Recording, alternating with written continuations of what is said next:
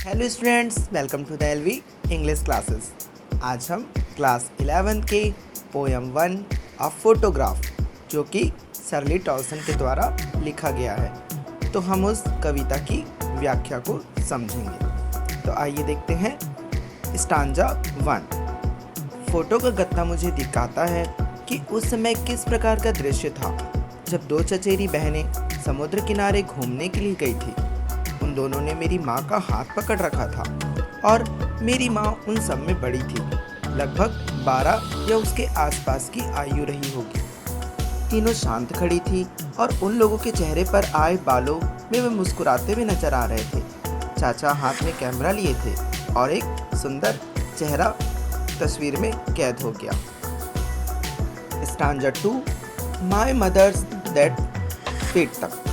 यह मेरी माँ की तस्वीर थी जब मैं पैदा नहीं हुई थी। मेरी माँ का चेहरा मधुर था और वह समुद्र जो तस्वीर में दिख रही थी वह कम परिवर्तित नजर आता है।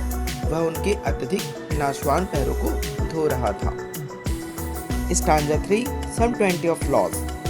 जिस समय फोटो लिया गया था उसके 20 या 30 साल बाद वह फोटो को देखकर हंसेगी। वह कहेगी, बेटी और डॉली देखो, हमें समुद्र तट पर जाने के लिए किस प्रकार के कपड़े पहनाए जाते थे। समुद्र तट पर बिताई हुई छुट्टियां अब भूतकाल बन चुकी थी और मेरी माँ की वह हंसी मेरी भूतकाल बन चुकी थी। सच तो यह है कि दोनों ही अपने अपने नुकसान को आसान तरीके से सहने का कष्ट उठा रहे थे। लास्ट स्टांजा 9 से साइलेंस तक। अब कवि की माँ को उसे मरे उतने ही वर्ष बीत चुके हैं जितने वर्ष की वो फोटो में दिखाई देती है।